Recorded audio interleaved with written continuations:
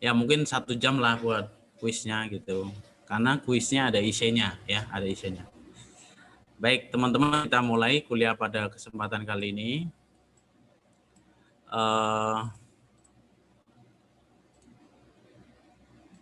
Saya share screen dulu. Nah,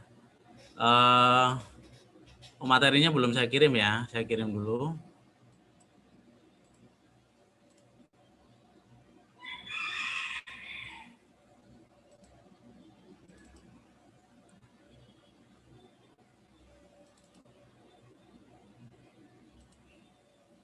Ini pertemuan ke-12 kan ya?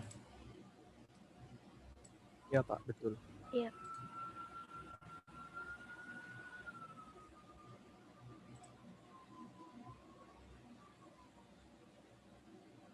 Oke, kita lanjut ya. Jadi pertemuan 12 teman-teman nanti akan belajar mengenai perubahan APBD. Perubahan APBD. Oke. Nah, materinya nggak banyak karena sebagian pemahaman mengenai perubahan APBD itu sudah teman-teman pelajari ketika kita ngomongin misalnya tugasnya PPKD itu apa, tugasnya sekretaris daerah itu apa gitu ya, dalam konteks menyusun APBD. Jadi sebenarnya kalau ngomongin perubahan itu konteksnya sama dengan waktu nyusun APBD. Prosesnya sama, alurnya sama gitu ya, dan produknya juga sama. Kalau nyusun APBD, produknya itu adalah apa itu namanya, perda tentang APBD. Maka kalau perubahan nanti produknya juga perda, tapi perda tentang perubahan APBD. APBD nanti dirinci dalam perkada mengenai penjabaran APBD. Nah, perubahan itu pun dia akan dijabarkan lebih detail dalam perda mengenai perkada, maksud saya perkada mengenai penjabaran APBD itu sendiri, gitu ya. Nah, hari ini kita akan membahas ini dasar perubahan APBD, pergeseran, penggunaan silpa, dan pendanaan ketika ada keadaan darurat. Nah, teman-teman, ada beberapa alasan suatu APBD itu bisa dirubah atau dilakukan revisi menurut Permendag PP, maksud saya PP 12 tahun 2019. Ini Permendagri yang 77 itu sebenarnya udah keluar, 70 atau 77 saya lupa, mengenai pengelolaan keuangan daerah, tapi sampai hari ini belum di launching ya. Belum di launching. Kemarin saya tanya lagi ke teman-teman di Kemendagri, bilangnya nunggu aplikasi Simdanya keluar. Nanti aplikasi Simda keluar, maka Permendagrinya setelah kalian di launching, walaupun dia udah punya nomor di tahun 2020. Jadi kadang di birokrasi itu ada kayak gitu ya, kita membooking nomor di tahun kapan gitu, tapi dokumennya belum keluar. Nah, ini Permendagrinya di booking di akhir Desember lalu, tapi sekarang kita belum bisa mengakses ya. Nah, di pasal 161 itu disebutkan bahwa perubahan APBD itu dapat terjadi kalau ada salah satu dari 5 ini ya, salah satu dari 5 ini. Pertama, perkembangan yang tidak sesuai dengan asumsi KUA atau kebijakan umum anggaran. Nah, teman-teman dulu kan ingat pada saat kita pertama kali nyusun APBD, kita kan merumuskan kebijakan umum anggarannya itu apa ya. Nah, kebijakan umum anggaran itu nanti yang dibahas lebih awal dengan DPRD, lalu dia menjadi apa tuh namanya, dasar juga ketika dibuat pedoman penyusunan RKAPD ya, RKA-nya ya. Itu yang di awal dulu. Nah, asumsi-asumsi itu kadang bisa meleset ya. Kalau kita belajar di apa tuh namanya, di APBN itu kan kalian mengenal ada ADEM gitu ya, asumsi dasar ekonomi makro. Nah, kondisinya ADEM itu bisa juga meleset ya. Nah, si KUA ini juga bisa meleset. Kalau ada yang apa itu namanya, dia presisi, kalau dia misalnya sangat presisi itu menunjukkan kualitas perencanaannya yang baik gitu ya. Karena kita bisa memprediksi perjalanan dari parameter atau asumsi yang dipakai dalam KUA. Kemudian keadaan yang menyebabkan harus dilakukannya pergeseran antar organisasi, antar unit, organisasi. Organisasi ini maksudnya dinas ya, perangkat daerah. Jadi misalnya perlu digeser dari dinas Cipta Karya untuk dinas kesehatan, di dinas kesehatan ke dinas pendidikan gitu. Lalu antar unit organisasi itu apa itu namanya, unit-unit kerja di bawah perangkat daerah. Contohnya misalnya SKPD. Ya, jadi misalnya di bawah dinas pendidikan itu ada sekolah-sekolah, itu unit organisasi ya. Ada SD, ada SMP misalnya, ada PAUD. Nah, ini unit organisasi. Antar program ya. Nanti tiap organisasi, tiap unit organisasi itu menghandle beberapa program. Programnya itu enggak cuma satu ya. Kalau di pemerintah pusat dulu pernah ada kebijakan satu unit eselon 1 program, tapi sekarang itu cair lagi, jadi satu unit bisa lebih dari satu. Nah itu sama seperti yang ada di Pemda. Jadi Pemda itu satu organisasi, satu unit itu bisa melaksanakan lebih dari satu program. Makanya dia bisa digeser antar program. Nah, gesernya pun nanti bisa antar program tapi antar organisasi gitu ya. Lalu di program nanti ada kegiatan. Ya, ada kegiatan.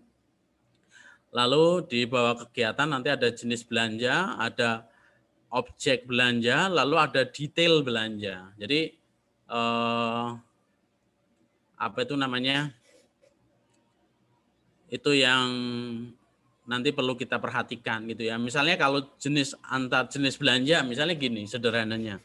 Kantor kita dulu kita mau bangun gedung misalnya. Kita akan bangun gedung, alokasi anggarannya itu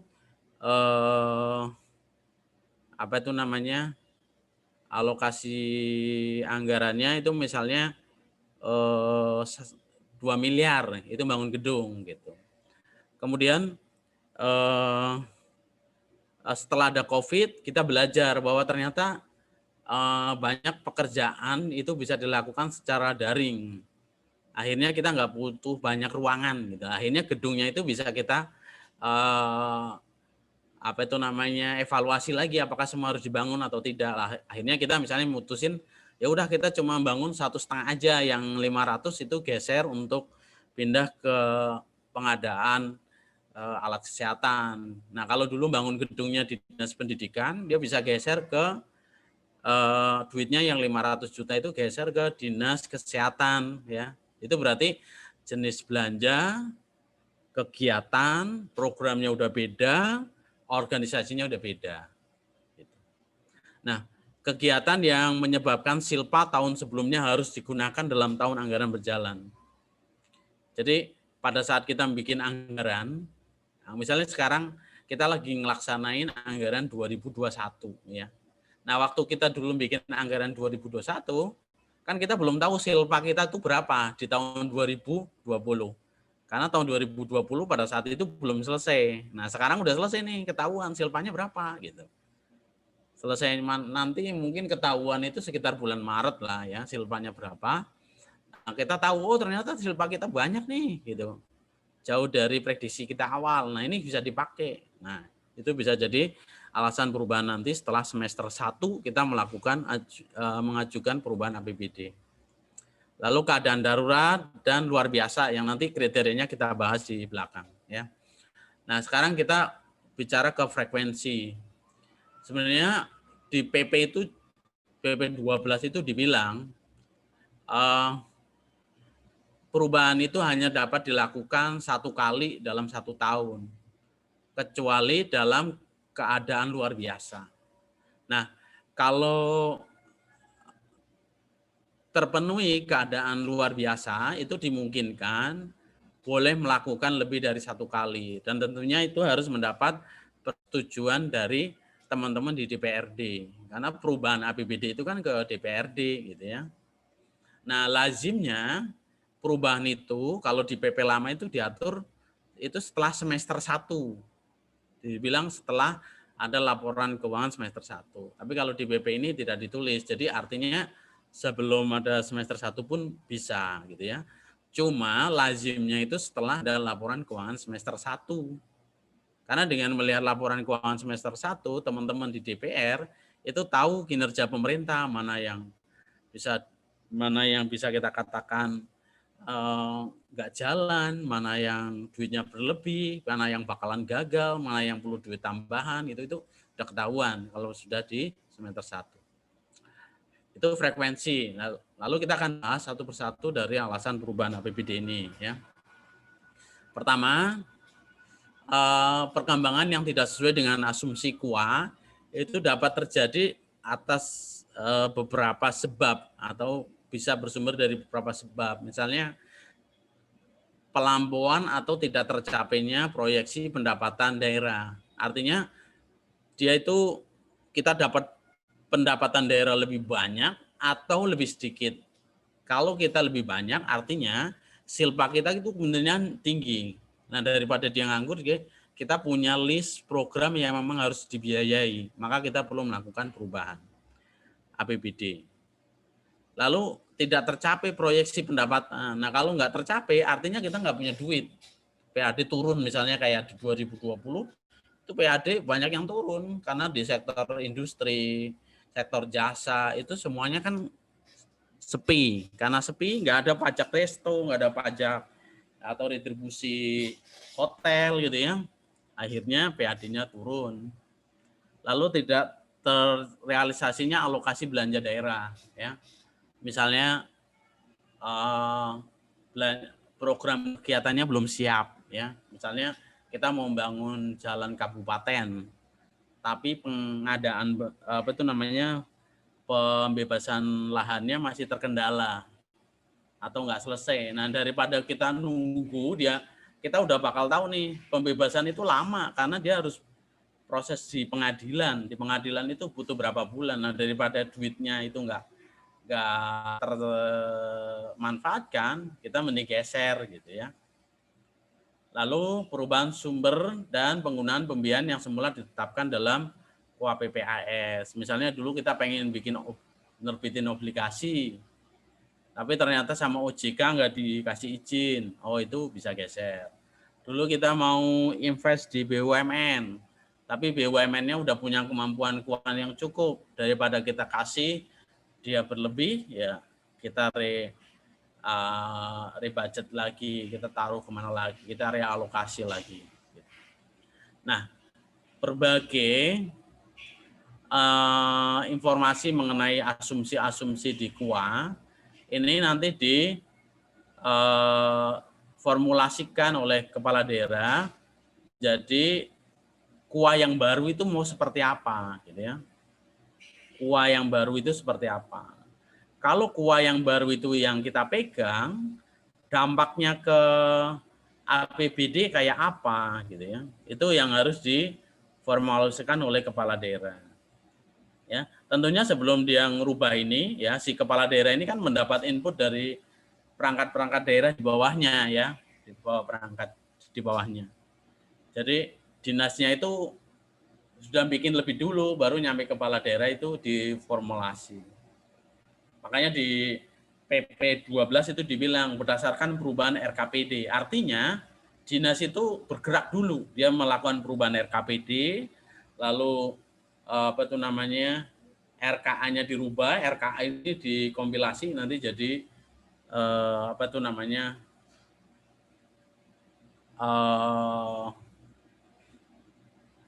perubahan APBD-nya gitu ya. Jadi semuanya pada intinya kalau dirubah KUA-nya itu semuanya akan ngikuti ya. Semuanya akan ngikuti. Kemudian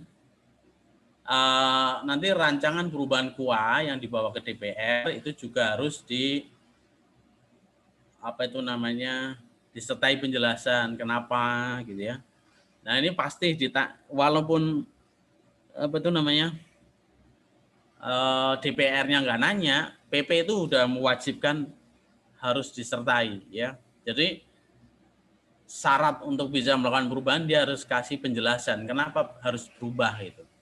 Dan nanti sebelum perubahan itu kan ada proses namanya rapat dengar pendapat, kemudian ada apa itu namanya, kalau kita sering ngomongnya RDP, kalau itu istilahnya apa mereka ya? Rapat kerja ya, raker antara pemerintah dengan DPRD. Nah, situ bahas alasan-alasan itu nanti dibahas. Nah, kalau normal artinya perubahan itu terjadi dalam situasi normal, bukan karena didorong oleh keadaan-keadaan yang mendesak gitu.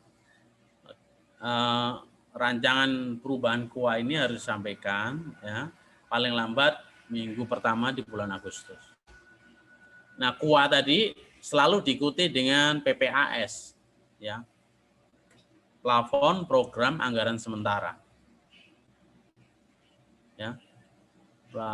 Plafon program anggaran sementara. Nah, nanti rancangan perubahan PPAS itu ada beberapa yang harus ditekankan mengenai penjelasannya. Pertama, program kegiatan yang diusulkan untuk ditampung dalam perubahan. Artinya kan ada perubahan asumsi nih. Ada nggak kegiatan baru yang akan diusulkan? Misalnya kalau pendapatannya terlampaui kan duitnya ada nih. Kita akan membiayai apa lagi sampai dengan sisa waktu. Nah, ini penting untuk mempertimbangkan sisa waktu ini ya. Karena kadang yang diusulkan itu tidak mempertimbangkan proses penetapannya. Jadi misalnya kita usul nih sekarang. Usulnya apa? Bangun gedung. Bangun gedung itu paling cepat berapa? Misalnya 4 bulan. Nah, 4 bulan itu udah memperhitungkan musim atau belum, kemudian ketersediaan bahan baku, kemudian proses lelangnya, itu harus dipertimbangkan. Jangan sampai kita hanya memikirkan duitnya buat apa, tapi setelah dieksekusi, itu waktunya nggak cukup. Ya. Kemudian capaian sasaran kinerja program kegiatan yang harus dikurangi kalau asumsi-asumsi kuat tidak tercapai. Misalnya tadi pendapatannya turun. Nah, apa yang harus kita korbankan atau kita geser di tahun berikutnya? Biasanya program-program yang tidak urgen, ya. Bisa jadi dia penting tapi tidak urgen, ya. Misalnya pembangunan waduk, oh kita geser dulu nggak apa-apa. Dia itu penting sebenarnya untuk pertanian, cuma nggak urgen di tahun ini. Yang urgen apa? Misalnya pembelian vaksin, penanganan bencana banjir untuk korbannya gitu ya. Itu lebih diutamakan misalnya daripada membuat waduk untuk pengairan pertanian. Tapi dia bisa jadi penting juga kalau misalnya ada argumen bahwa waduk ini dipakai untuk mengendalikan air sehingga orang tidak banjir. Nah, itu bisa juga. Jadi alasan-alasan teknisnya itu harus disampaikan ketika mengajukan perubahan ini ya. Kayak saya mungkin pernah cerita sama kalian ya. Dulu tahun 2008 ya, 2008 saya masih ingat waktu itu Kementerian Keuangan itu kekurangan uang untuk melakukan prajabatan. Itu nilainya karena waktu itu ada kurikulum yang berubah. Jadi untuk prajab itu kita habis sekitar 400-an miliar untuk prajab. Kita cuma punya duit cuma 48 kalau nggak salah. Nah, kita ke DPR akhirnya kita minta, Pak, ini gitu kan. Nah, waktu itu kan sebenarnya kalau secara logis itu prajabatan itu penting atau enggak gitu ya. Kalau kita bicara nggak penting itu kan hanya untuk PNS, syarat PNS gitu ya. Lalu kita buka ketentuan peraturan undang-undangan. Kenapa dia penting? Kenapa nggak harus didahulukan? Ternyata misalnya di Undang-Undang ASN bilang kalau pemerintah gagal melakukan prajabatan 1 tahun dari sejak dia diangkat, maka pemerintah melanggar undang-undang tentang ASN. Kemudian kalau melanggar dia bisa kena petun, ya, bisa kalah di petun. Petun itu pengadilan tata usaha negara. Nah, itu pertama. Kemudian yang kedua, anak-anak yang akan diangkat Kemenq itu adalah jurusita pajak dan para pemeriksa pajak. Kalau mereka nggak diangkat, tidak dilakukan prajabatan misalnya, ini kasus di pemerintah pusat, tapi sebenarnya sama di Pemda. Ya, kalau mereka nggak ikut diklat itu atau nggak ikut prajabatan dalam waktu segera, maka mereka nggak bisa diangkat dalam jabatan jurusita dan pemeriksa pajak. Kalau mereka nggak diangkat dalam itu, maka DJP kekurangan pegawai. Kalau dia kekurangan pegawai, berarti program pemeriksaan pajaknya terganggu. Kalau terganggu, target pajaknya turun. Kalau target pajak terturun, pendapatan negara atau target pajak tidak tercapai, pendapatan negara rendah, program-program pemerintah tidak terbiayai gitu. Nah, itu pada diskusi di DPR mereka setuju bahwa itu masuk kategori ini apa tuh namanya darurat gitu. Jadi harus segera dilakukan. Gitu. Akhirnya dulu dapat tuh pas diskusi. Jadi kita harus bisa, pemerintah itu harus bisa memberikan argumen-argumen yang logis, yang bisa meyakinkan teman-teman di DPRD, DPR untuk apa ya, agar mereka itu bisa memahami kepentingan pemerintah untuk melakukan perubahan itu. Kemudian capaian sasaran kinerja program kegiatan yang harusnya ditingkatkan dalam perubahan APBD apabila melampaui asumsi KUA. Ini contohnya tadi misalnya PAD-nya naik karena ada booming pajak pajak apa itu namanya? Pajak hotel misalnya PAD-nya tinggi. Nah, karena PAD tinggi kita usul, Pak, karena PAD tinggi kami mengusulkan anggaran untuk program infrastruktur dasar pedesaan itu naik. Nah, gitu. Program infrastruktur dasar pedesaan itu naik. Nah, kita harus jelasin kalau ini naik duitnya, apa kinerjanya? Kinerja kegiatan dan programnya itu apa? Kalau kegiatan itu kan terkait dengan output, yang dihasilkan itu apa dari infrastruktur ini? Misalnya kita bilang peningkatan kualitas jalan sepanjang 70 km dari grade C ke grade B. Gitu. Itu secara kegiatan, ya. Kegiatan kan output, hasilnya output ya. Nah, kemudian di sisi program itu kan ukurannya outcome. Outcome itu hasil yang hasil dari program itu. Hasil itu artinya seberapa manfaat dari si output yang dihasilkan kegiatan. Jadi kalau kegiatan ini ukurannya kan output. Program ini ukurannya kan outcome. Output itu apa? Hasil langsung. Ya, hasil langsung dari kegiatan. Hasil langsungnya apa? Tadi misalnya apa tuh namanya? Jalan dengan kualitas A atau kualitas B sepanjang 70 km. Nah, pertanyaannya kalau memang pertanyaan berikutnya, memang kalau ada jalan dengan kualitas grade B sepanjang 70 km, apa manfaatnya gitu. Apa kegunaannya itu diukur di program. Misalnya outcome-nya itu meningkatkan indeks transportasi dari 0 berapa menjadi berapa gitu ya. Kemudian misalnya lagi mengurangi waktu tempuh ya. Dulu kalau dari kota A atau dari kecamatan A ke kecamatan B itu cuma dulu butuh waktu 3 jam. Tapi sekarang dengan kalau jalannya kita betulin, kita bisa menempuh dengan waktu 2 jam gitu. Jadi itu harus dijelasin. Nah, itu pertama ya, mengenai perkembangan yang tidak sesuai dengan KUA PPAS. Nah, sejauh ini teman-teman ada yang mau ditanyakan? Kalau ada silakan.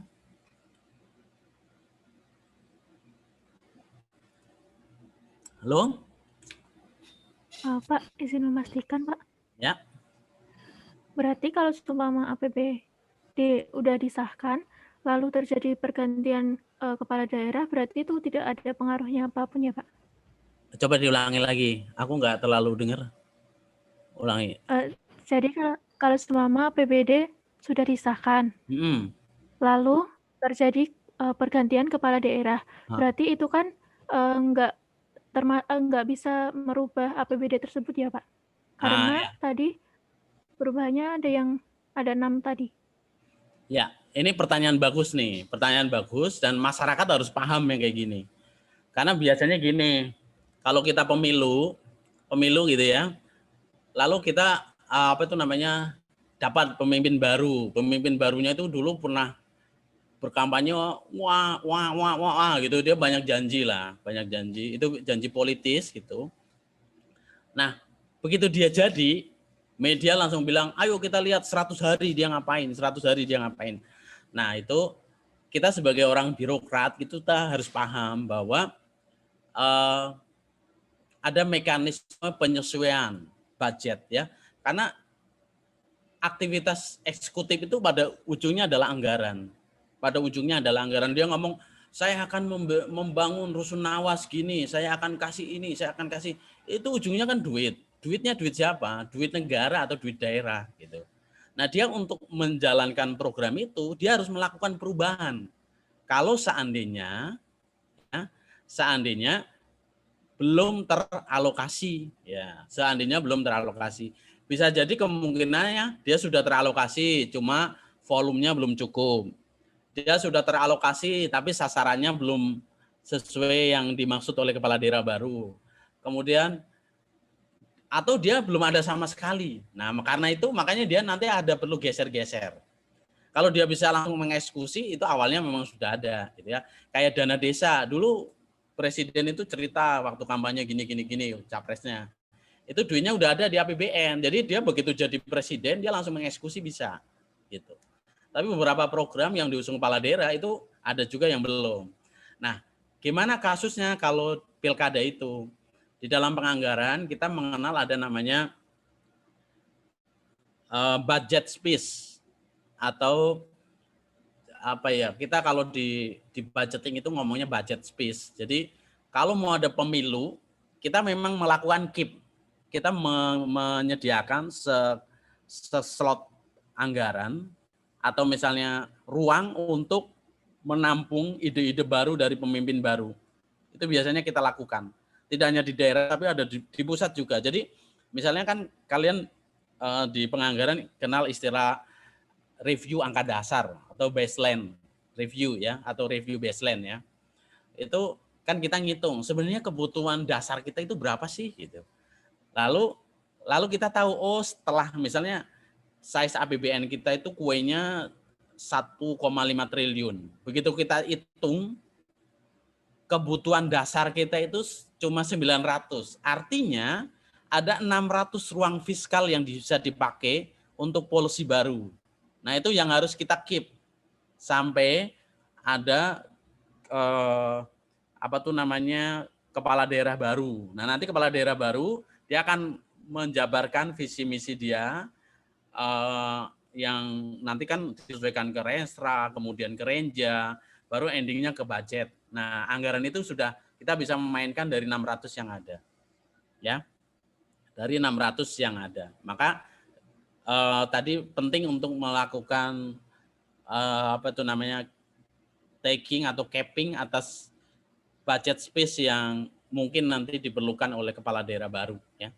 Nah, hampir semua presiden juga diperlakukan seperti itu. Jadi pas SBY turun di tahun terakhir, dia melakukan capping untuk nanti kalau presiden baru seperti apa. Pak Jokowi kemarin juga ada capping dulu ya. Dikasih slot dulu untuk presiden baru itu seperti apa. Nanti ada ruang dia untuk menjabarkan visi misi. Sama seperti kemarin kan pilkada nih, pilkada. Kemarin saya habis diskusi sama teman-teman di satu kabupaten di Jawa Tengah. Dia bilang sama saya, Pak Dhani, kami sekarang sudah menyelesaikan rencana APBD-nya untuk 2021. Cuma kami menyediakan slot ruang untuk program baru dari kepala daerah yang akan dilantik di bulan Februari. Nah, kalau dia misalnya mengajukan atau menyediakan program yang tanda kutip kondisi darurat gitu, dia bisa mempercepat di awal. Tapi kalau misalnya masih mungkin untuk ditahan sampai di Juni, ya nanti penyesuaiannya di bulan Juni, nggak masalah gitu. Gitu ya. Tadi yang nanya siapa? Ayu, Pak. Hah? Ayu Andira, Pak. Oh, Ayu Andira. Oke. Gitu ya, Ayu ya. Jadi Ya. Terima kalau kasih, ada Pak. kalau ada pemimpin baru atau apa gitu, kita jangan menuntut dia ayo cepat gitu. Beberapa hal bisa cepat, tapi beberapa hal tidak bisa karena kita punya keterbatasan di penyesuaian ini dan itu ngikuti siklus. Makanya kalau di dalam perencanaan itu ada dua pendekatan kan. Kalian mengenal ada dua pendekatan. Ada pendekatan teknokratik, ada pendekatan politis. Ya, pendekatan teknokratik itu contohnya tadi kita ngitung review angka dasar, kita hitung sebenarnya program-program kita yang mandatori, yang harus jalan itu butuh duit berapa, itu teknokratik. Lalu kita hitung secara teknis itu butuh duitnya berapa. Nah, beberapa hal policy atau visi misi yang diusung oleh kepala daerah baru itu sifatnya politis karena janji-janji dia kepada rakyat. Nah, itu harus kita biayai. Makanya di penganggaran itu ada dua istilah ya, pendekatan teknokratik dan pendekatan politis. Pendekatan politis harus dikasih ruang nanti untuk kepala daerah baru. Itu ya, Ayu ya. Baik, Mudah Pak. nggak, Ayu? Iya, Pak. Oke, kita lanjut ya. Kemudian ke sebab 2, pergeseran. Pergeseran anggaran itu tadi bisa antar organisasi, unit, program, kegiatan, jenis belanja, objek, bahkan antar rincian objek. Ya, antar rincian objek. Nah, antar rincian objek itu pun bagian dari pergeseran anggaran. Nah, ini bedanya antara pemerintah pusat dan daerah. Ini juga yang kadang kita kritisi bahwa anggaran di daerah itu terlalu rigid. Terlalu rigid itu artinya kaku. Jadi teman-teman mau memindah dari beli gayung menjadi beli anduk itu bagian dari revisi anggaran. Kalau di pemerintah pusat kita cuma melakukannya dengan revisi POK, itu nggak sampai revisi ke DPA dan sebagainya. Cuma kalau di daerah, karena DPA mereka sampai detail, gitu ya, maka itu bagian dari pergeseran anggaran, rincian objeknya. Nah, kita lihat di sini ada tabel. Ini saya ambil di Permendagri di PP 12. Kalau teman-teman lihat modul, tadi saya baca lagi. Ini modulnya ada kesalahan ketik ya, ada kesalahan ketik nanti kalian lihat ya. Karena modul itu dulu dibikinnya memang buru-buru ya. Nanti kalau Kemendagrinya keluar nanti insya Allah segera saya revisi kembali Permendagri modulnya ya. Pas saya lihat tadi itu yang poin 3 harusnya nggak usah aja nggak apa-apa. Kan di modul itu ada 3 poin tuh ya. Yang poin 3 hilang aja nggak apa-apa karena poin 3 itu menjelaskan poin 2 ya. Nah, pergeseran antar organisasi, unit, program kegiatan antar jenis belanja itu harus dilakukan dengan Perda. Tapi kalau pergeserannya cuma antar objek atau antar rincian objek belanja, maka dia itu dilakukan dengan perkada ya. Nah, intinya cara nandainya gini aja ya. Ini kan paling kecil jenis belanja. Jenis belanja itu kan yang belanja pegawai, belanja bank, belanja modal gitu kan. Nah, itu kalau udah bicaranya jenis belanja itu udah pasti harus pakai Perda. Tapi kalau dia digit ke bawah itu bisa pakai perkada. Ya, pakai perkada. Artinya yang dirubah cuma penjabarannya saja. Misalnya dulu kita mau beli genset. Kemudian kita rubah itu gensetnya itu jadi peningkatan misalnya kalau dulu kan pengen beli genset itu kan peralatan mesin. Kemudian kita akan merubah, kami nggak jadi beli genset, tapi kami akan meningkatkan daya listrik. Nah itu kan masih sama-sama 53 belanja modal gitu. Nah kalau dia masih sama belanja modal, artinya kita hanya butuh merubah perkadanya doang. Tapi kalau teman-teman awalnya dulu pengen beli genset, tapi ternyata wah jangan beli deh, kita kan butuhnya cuma berapa bulan, kita sewa aja gitu kan.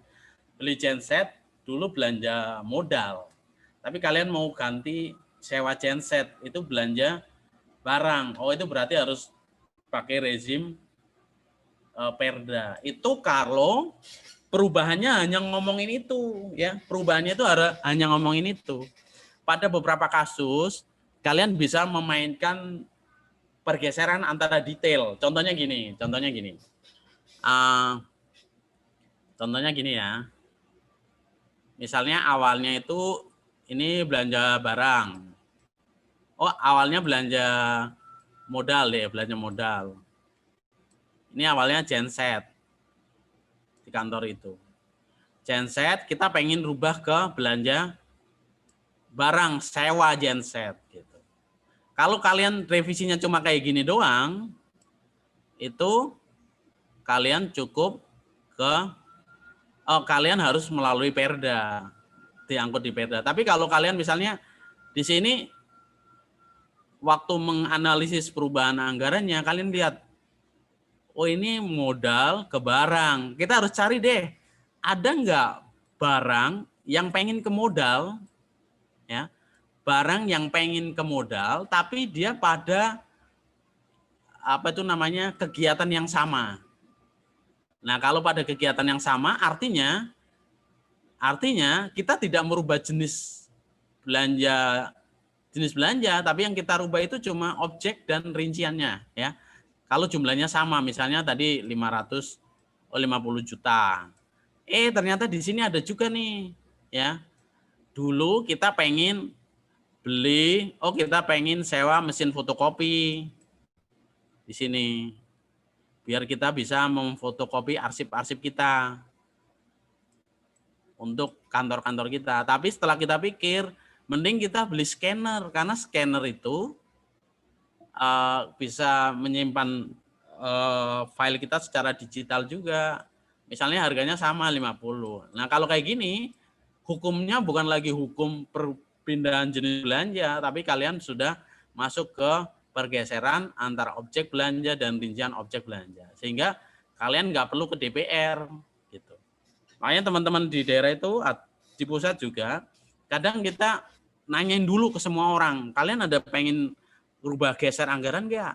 Nah kalau ada satu orang yang ngomong, kalian jangan komentari dulu. Misalnya kalian ada di PKD-nya, kalian jangan ngomong, oh ya itu nanti ke DPR, diemin dulu, kalian keep dulu, tanya yang lain.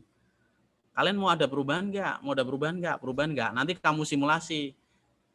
Kalau saya sarankan pilih yang paling mudah dilakukan. Pilih yang mudah dilakukan artinya kan kalau ke DPR itu paling sulit ya kan, karena kalian harus berkompromi, bernegosiasi dengan DPRD maksudnya. Nah, dan mungkin itu hal-hal yang bisa diselesaikan di level pemerintah dulu. Gitu. Bisa diikuti nggak teman-teman maksudnya? Bisa, Pak. Oke, lanjut ya.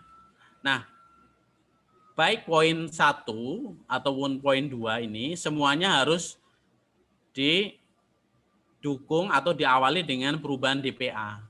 Ya. Jadi pertama kita bikin rencana perubahan RKA dulu, ya, baru diusulin revisinya. Lalu kalau revisinya udah setujui, DPA-nya juga akan berubah.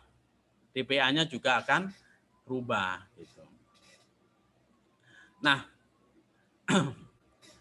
perubahan mengenai perkada tentang penjabaran APBD itu nanti bisa jadi apa tuh namanya?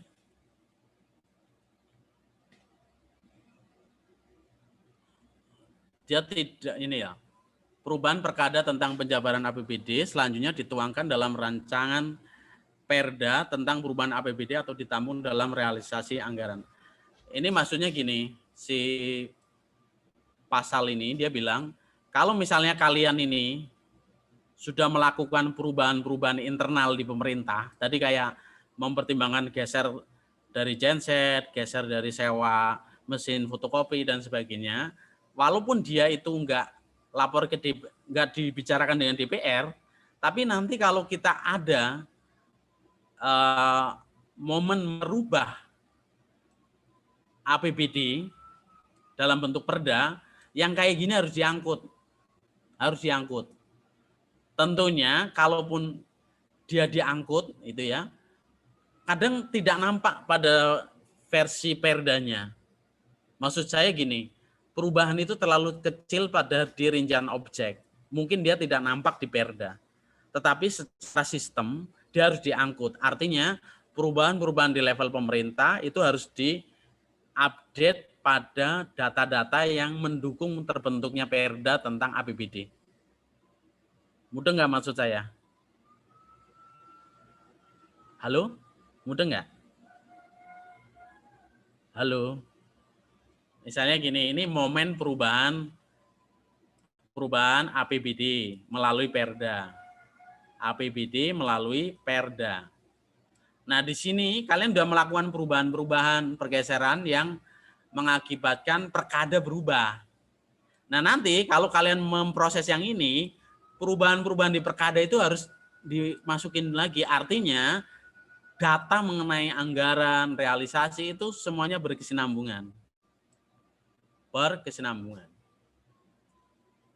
Nah, perubahan perkada tentang penjabaran ditampung dalam laporan realisasi apabila dia itu tidak sempat melakukan perubahan APBD. Ya, tidak sempat melakukan perubahan APBD. Contohnya gini, ini kan kita udah ngerubah di sini.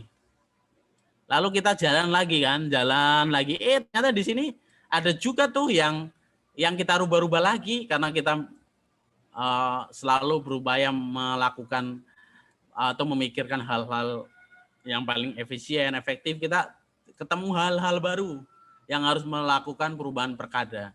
Nah, kalau dulu sudah dirubah perdanya di sini, kan perubahan di sini udah nggak mungkin tertampung di perda kan. Nah, kalau kayak gini, nanti teman-teman ungkapkan di LRA. Ya. Ungkapkan di LRA, kalau perlu dijelasin di catatan atas laporan keuangan. Nah, itu sebab kedua. Sebab 2, pergeseran. Nah, sekarang kita sebab yang 3, silpa. Silpa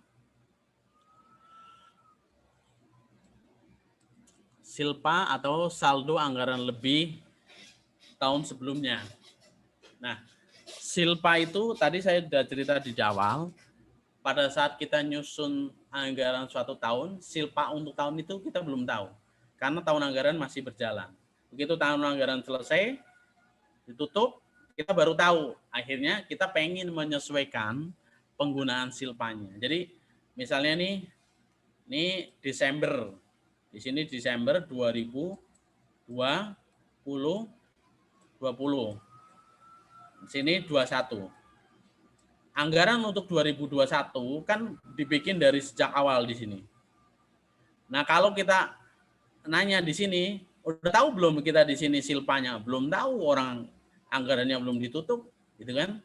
Nah, kita baru tahu silpanya itu setelah tenggat waktu Pemda menyelesaikan laporan keuangan. Misalnya di bulan Maret, dia baru tahu nih silpanya segini. Nah, silpa segitu baru dia berpikir, oh ternyata silpa kita banyak ya. Iya. Padahal dulu waktu menyusun APBD kita berasumsi silpa kita cuma 50 miliar. Ternyata kita punya 200 miliar. Nah, kita punya ruang tuh 150 miliar. Kita mau pakai apa gitu ya. Nah, 150 miliar itu bisa dipakai pertama, kita bisa untuk menutup defisit di tahun itu. Ya. kemudian kita mendanai kewajiban pemerintah yang belum tersedia anggarannya. Misalnya untuk membayar utang, melakukan reschedule utang, kemudian melakukan pembayaran kewajiban penjaminan, itu di sini. Membayar utang kemitraan dalam hal kita membuat bangun, serah kelola misalnya, ya. Kemudian membayar bunga, pokok hutang, dan obligasi daerah yang melampaui anggaran yang tersedia, ya. Misalnya kan bunga pokok hutang itu bunganya ini kan misalnya ada yang dia menggunakan bunga float ya, floating rate. Kalau suku bunga naik maka kita bayarnya jadi lebih banyak. Sehingga dulu nggak kehitung gitu ya. Kemudian melunasi kewajiban pokok dan bunga utang. Kalau misalnya kita punyanya banyak tadi, kita lunasi pokoknya daripada memberatkan di masa mendatang. Mendanai kenaikan gaji dan tunjangan pegawai negeri sipil akibat adanya kebijakan pemerintah, ya. Kemudian mendanai program kegiatan yang belum tersedia, mendanai kegiatan yang capaian sasarannya ditingkatkan. Kayak tadi misalnya mengeraskan jalan, awalnya 70 karena tahu ada silpa, kita bilang kita mau jadi 100. Sehingga program revitalisasi jalan yang dulu kita proyeksi 5 tahun, nanti akan bisa kita selesaikan selama 4 tahun. Gitu. Ini penggunaan silpa. Kemudian penggunaan pendanaan untuk darurat. Ya. Untuk darurat ini yang nomor 4. Ya. Nanti yang 5 baru keadaan luar biasa. Yang darurat itu pertama, kita harus pahami dulu gimana itu kondisi dapat dikatakan darurat. Ya. Suatu kondisi yang dapat masuk kategori darurat itu ada bencana alam, non-alam, sosial, kejadian luar biasa. Nah, kalau kayak COVID kemarin, itu kalau COVID menurut kalian itu bencana alam atau bencana non-alam? COVID. Bencana non-alam, Pak. Ya, COVID itu bencana non-alam ya. Kalau bencana alam itu contohnya gunung meletus gitu ya.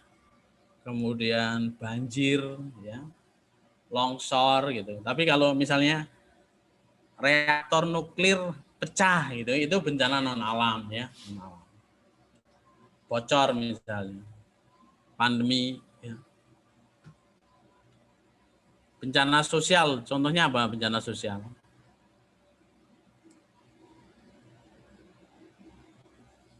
Bencana sosial contohnya apa?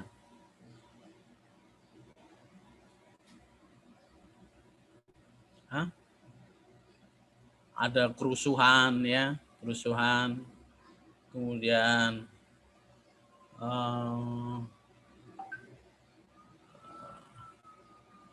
termasuk bencana sosial ini krisis akibat politik ya, krisis akibat politik dan kejadian luar biasa. Nanti ada kriteria disebut luar biasa itu apa. Nah, kejadian luar biasa itu intinya berada di luar kendali kita. Ya, kita nggak pengen itu terjadi, tapi terjadi dan kita tidak punya kemampuan untuk membuat dia tidak terjadi. Kemudian pelaksanaan operasi pencarian dan pertolongan, misalnya kasus Sriwijaya kemarin ya, itu darurat, ya, keadaan darurat. Kerusakan sarana prasarana yang dapat mengganggu kegiatan pelayanan publik. Contohnya yang orang demo membakar halte gitu ya, halte, bakar mobil pemerintah, ya mobil misalnya mobil puskesmas keliling tapi dibakar. Nah kita harus beli lagi tuh. Kalau enggak kita nggak bisa nyediain layanan puskesmas keliling. Gitu. Makanya saya kadang heran dengan para pendemo yang suka merusak fasilitas umum itu maunya apa gitu ya. Kita itu jadi rugi kan, ruginya apa? kita harus beli baru. Padahal itu kan pemborosan kalau kita beli baru. Udah kita beli baru, nanti masyarakat nanya lagi, pemerintah duitnya apa, buat apa gitu? Buat ganti barang yang kamu rusak itu. Ya, kan kadang anarkis gitu ya. Jadi pakai logika lah. Kalau mau menyalurkan aspirasi, salurkan, kan salurannya ada. Saluran untuk menyalurkan aspirasi itu macam-macam. Kita nggak harus ini kok, nggak harus apa tuh namanya, merusak gitu ya, nggak harus merusak. Kan dulu pemilu kita milih wakil rakyat, salurin pakai wakil rakyatnya, melalui wakil rakyatnya salurin. Makanya kalau milih wakil rakyat itu yang benar, yang bisa mewakili aspirasi kita, gitu ya. Sehingga kalau kita ada masalah kita bisa ngomong sama dia. Kemudian melalui kotak pengaduan, ya, kotak pengaduan ngomong. Bikin surat ke pemerintah boleh, ya, pasti ditanggapi kok. Walaupun mungkin nggak cepet ya, tapi kan pemerintah itu urusannya macam-macam. Maksudnya kalian gitu nanti kalau kerja tahu lah bahwa misalnya gini, kalian mengeluh, kenapa perempatan di depan rumah saya itu bertahun-tahun tidak ada lampu merah, kan? Misalnya kalian ngeluh gitu, di depannya ada perempatan, tapi dari kecil sampai gede sekarang gitu, mau kumisen gitu, itu nggak ada lampu merah di situ. Kalian ngeluh terus bilang, saya bayar pajak tiap tahun gini-gini gitu. Iya bos, ya memang Anda bayar pajak, tapi pemerintah itu nggak melayani kita doang. Duit pajakmu itu berguna di Papua, di Makassar. Mereka lebih penting, lebih butuh ya. Misalnya dia sekolah, dia belum. Sekolahnya itu masih dinding kayu. Kemudian ada anak yang harusnya sekolah dasar, itu anak-anak di kota pakai sepatu, mereka nggak pakai sepatu. Ya.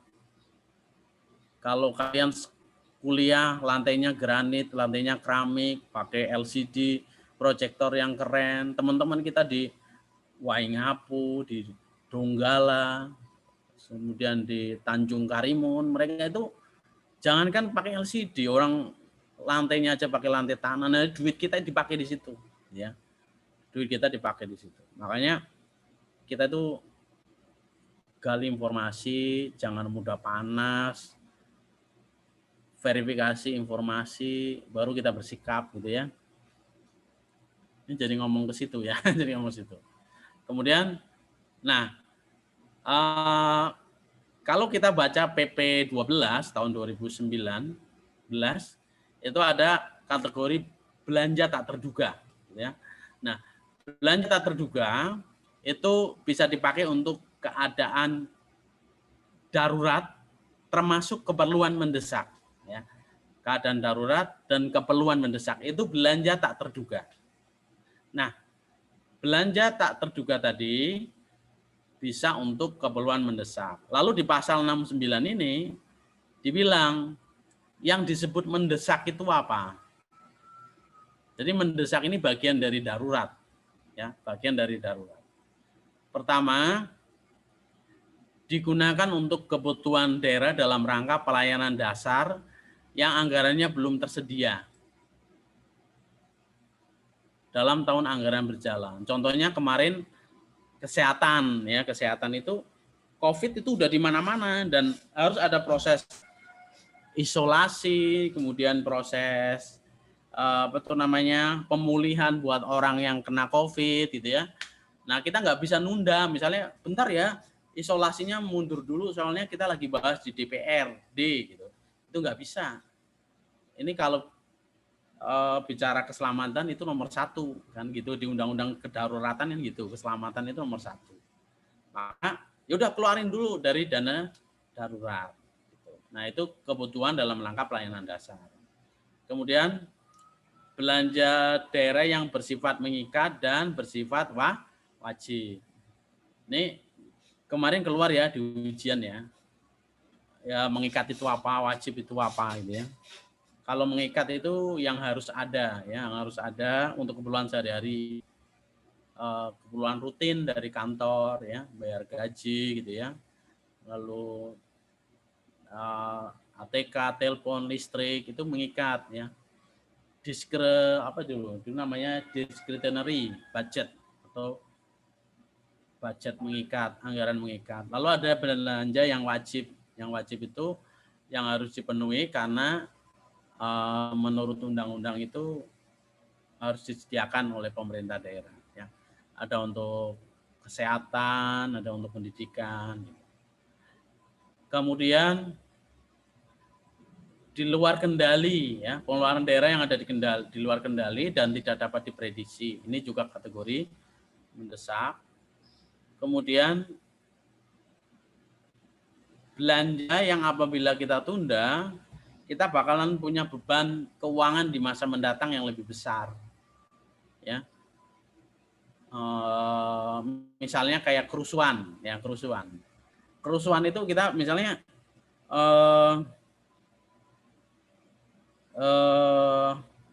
kenapa orang rusuh gitu ya? Orang rusuh itu karena dia lapar, ya, karena dia lapar, dia rusuh biar dapat makanan gitu kan. Nah, kenapa dia lapar? Dia nggak bisa beli. Kenapa dia nggak bisa beli? Karena dia nggak punya nggak punya penghasilan gitu ya. Nah, wah akar masalahnya di nggak punya penghasilan. Bukan. Kenapa dia nggak punya penghasilan? Karena keterampilannya nggak cukup memenuhi kebutuhan pasar. Nah, kayak gitu-gitu nanti kalian bisa runut. Ya. Akar masalahnya apa, itu yang ditangani. Nah, apakah dia bisa ditunda atau tidak? Kalau dia tidak bisa ditunda, artinya mendesak. Artinya mendesak. Kalau misalnya ditunda bisa, Pak, tapi dia keburu membawa kerusakan yang lebih parah. Ya, kalau dia kerusuhan sosial itu kita biarin, artinya kita nggak ngasih bantuan dia untuk dapat membeli barang secara layak, kemudian dia meningkatkan kompetensinya dapat pekerjaan gitu, dia itu nanti jadi mendorong adanya kriminalitas yang tinggi, gitu-gitu ya, rempetannya kemana-mana. Nah, itu bisa masuk kategori mendesak. Sekali lagi nanti mendesaknya ini harus diputuskan oleh pemerintah daerah, ya, kriteria mendesak dan darurat ini. Kalau teman-teman cari itu biasanya ketemu tuh misalnya peraturan gubernur, peraturan bupati mengenai kriteria penggunaan dana belanja tak terduga. Nanti di situ dikasih kriteria disebut mendesak, darurat itu apa itu. Nah, dalam keadaan darurat, Pemda nanti boleh melakukan pengeluaran yang belum tersedia anggarannya, tapi nanti harus diusulin dalam rancangan perubahan. Jadi nggak boleh karena kita pakai alasan mendesak, darurat gitu, lalu kita nggak minta izin, ya, nggak minta izin atau tidak melakukan legalisasi dalam bentuk merubah APBD. Nah, kalau bicara mengenai darurat itu ya dan mendesak tadi, karena dalam darurat ini ada pengertian mendesak juga, itu satu-satunya yang dibolehkan kita boleh menggunakan duit yang belum ada anggarannya, ya. Jadi satu-satunya sebab yang membolehkan kita melakukan duit di dalam APBD walaupun belum ada anggarannya itu adalah kondisi darurat dan mendesak. Oke, saya kira itu ya. Kalau ini dalam hal belanja tidak terduga tidak mencukupi, kita boleh menggunakan dana hasil penjadwalan ulang atau kita biasanya nyebutnya refocusing atau realokasi. Ya, refocusing atau realokasi. Kemudian memanfaatkan uang kas yang tersedia. Kemudian berikutnya keadaan luar biasa. Itu menjadi sebab terakhir bisa dilakukannya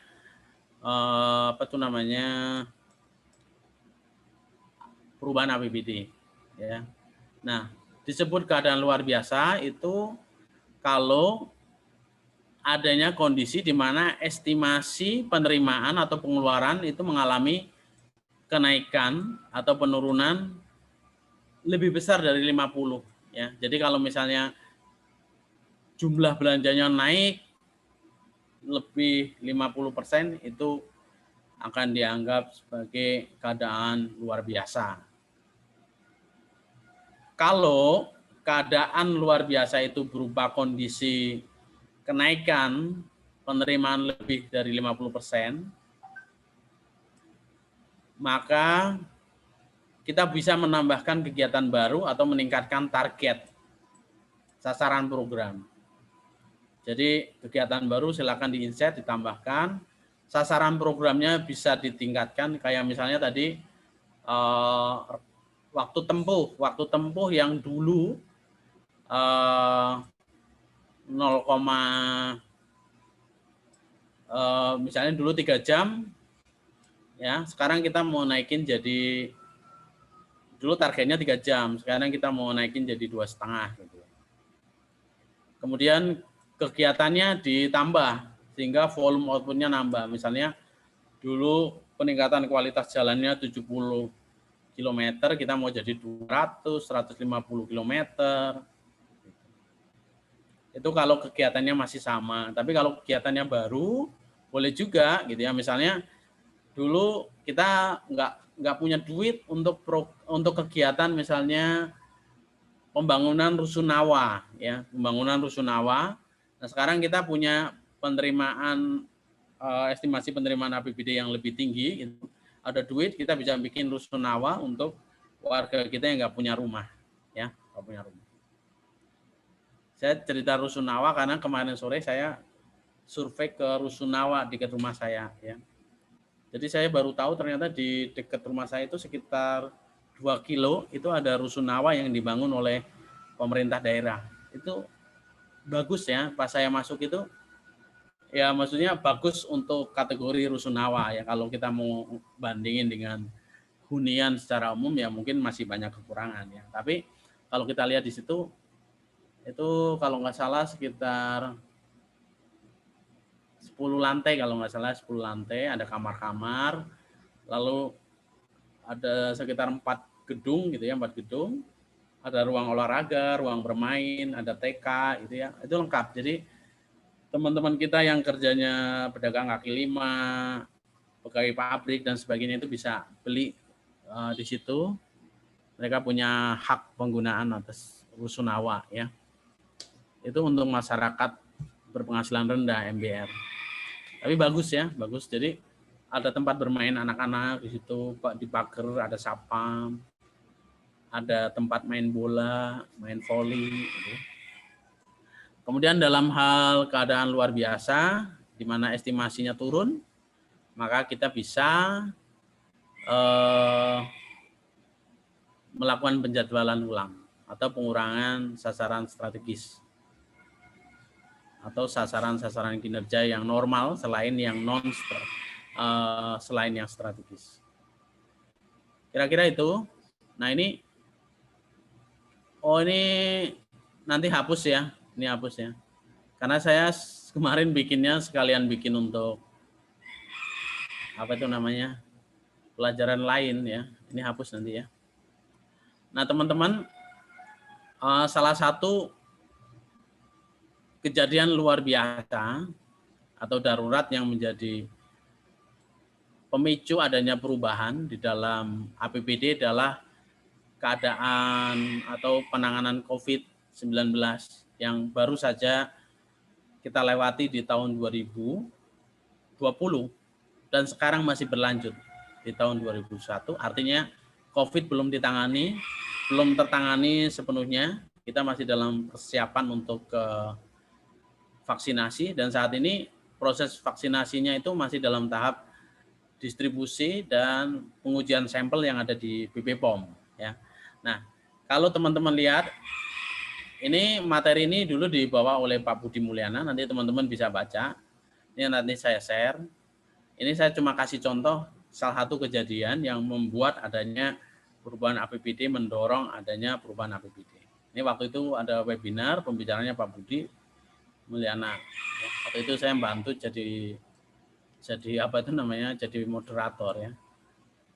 Jadi moderator yang waktu itu mau bikin pantun tapi gagal ya, bikin pantun tapi gagal.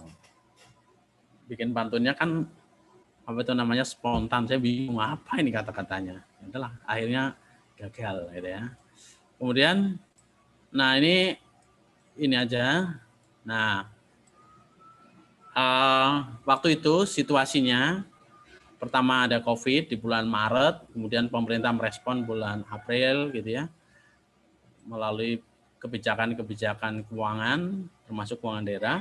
Pada prinsipnya kita pengen penanganan kesehatan secepatnya, kita pengen pengamanan daya beli masyarakat, dan kita pengen ekonomi itu tahan. Ini 3 tujuan pada saat kita menangani pandemi COVID. Nah ini awalnya itu pas kita nyusun APBD 2021 itu belum terpikirkan. Karena kita berpikirnya semuanya normal gitu ya. Normal. Nah kondisinya seperti itu, ini menjadi target kita waktu menangani COVID. Karena kita tahu pada saat itu kondisinya konsumsi turun ya. Karena ekonomi itu langsung anjlok karena orang produksinya orang mengurangi pergerakan, mereka di rumah, jarang yang main, pariwisata sepi, kemudian orang takut dengan adanya ras atau ekonomi yang morat-marit karena nggak tahu nanti pandemi kapan berakhir gitu ya. Produksi juga turun, investasinya juga turun gitu ya. Ini yang sekarang ditunggu itu kan kemarin Gaikindo di akhir Desember itu bilang ini ya, apa itu namanya, mau minta izin agar PPNBM untuk mobil itu kena diskon 50% gitu ya. Ini sampai hari ini Kementerian Keuangan belum kasih jawab ya. Kalau menurut saya kayaknya nggak mungkin dikasih apa tuh namanya izin sama Kementerian Keuangan ya, karena kalau usulan Gaikindo dan Kementerian Perdagangan itu diokekan, maka mungkin memang produksi mobil akan naik ya. Kemudian konsumsi mobil akan naik, tapi pasar mobil itu akan rusak ya, karena mobil-mobil bekas itu akan mencari keseimbangan baru gitu ya. Dan Anda bayangkan ya, kalau misalnya dulu misalnya itu turunnya bisa 1/4-nya kan misalnya. Kalau dulu misalnya Honda Jazz gitu ya, Honda Jazz itu kan sekitar 300-an ya, 340 misalnya. Kalau dia pajaknya hilang gitu, itu dia di angka 200-an gitu ya. Anda bayangkan orang yang kemarin beli mobil dengan harga lama, dia menggunakan leasing atau pembiayaan. Jadi dia pembiayaannya di angka 340 misalnya, lalu sekarang harganya 200 berapa gitu ya. Maka dia akan memilih untuk tidak melakukan pembayaran. Sehingga dia akan memilih mobil dia akan diambil oleh leasing, kemudian dia akan kredit macet. Jadi pengenaan pajak yang turun itu bisa berpengaruh pada rusaknya di industri pembiayaan. Nah itu harus dipikirkan oleh Kementerian Keuangan kalau misalnya kita akan kasih insentif pajak untuk produksi misalnya. Terutama untuk produksi mobil. Kalau produksi yang kecil-kecil mungkin masih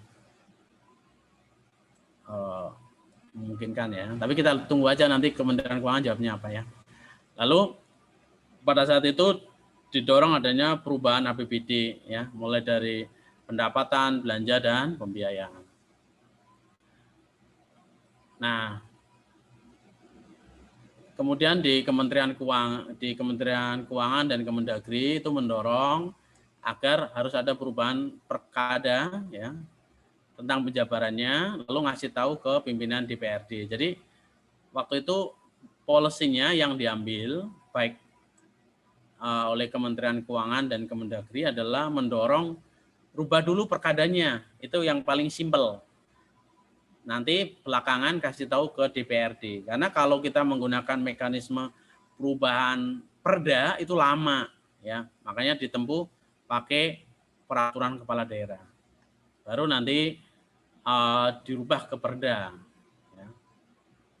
Ini kemarin cuma rambu-rambunya, nanti teman-teman bisa pahami lah ya, Permendagri 20, instruksi 1, kemudian SKP Menteri sama Menkyu. Misalnya kemarin pada saat penanganan itu COVID, kita dibilang silakan pakai BTT, prioritasnya tangani COVID.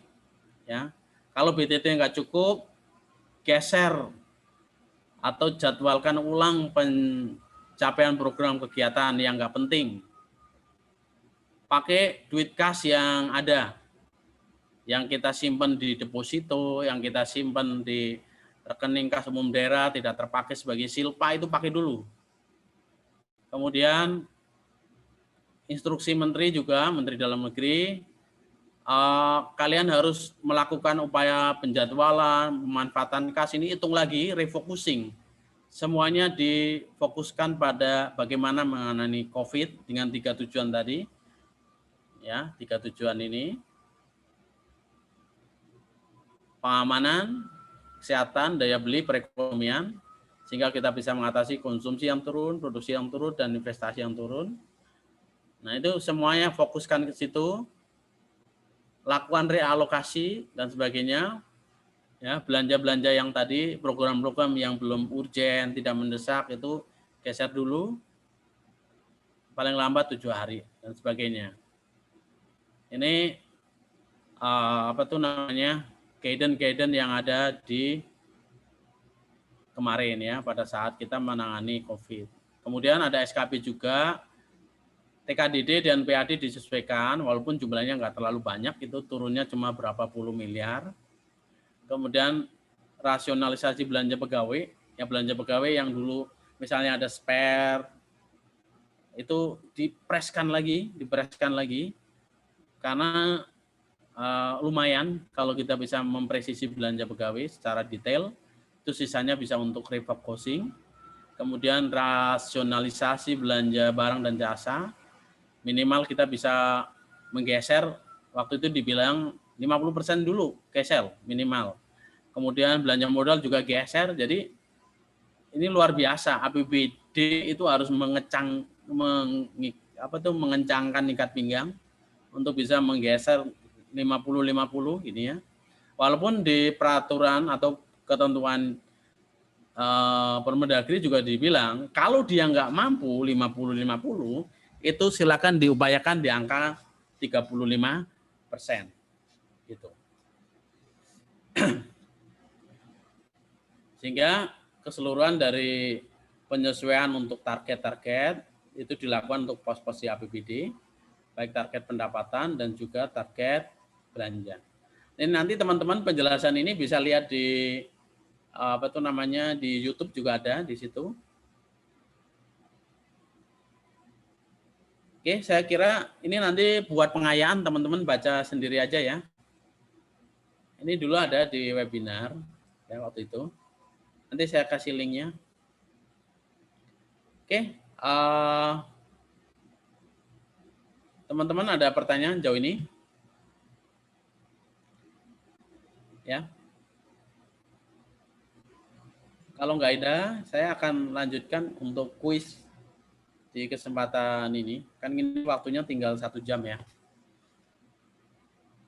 Oke, ada pertanyaan teman-teman? Kita sampai jam 12 lah ya. Nanti 1 jam untuk kuis. Nggak ada? Oke, kalau nggak ada, saya sudahi perkuliahan kita di kesempatan ini. Saya akan kasih soalnya itu ada pilihan ganda dan ada IC, tapi tidak online. Jadi teman-teman saya kasih soal aja, silahkan kerjain. Saya harap teman-teman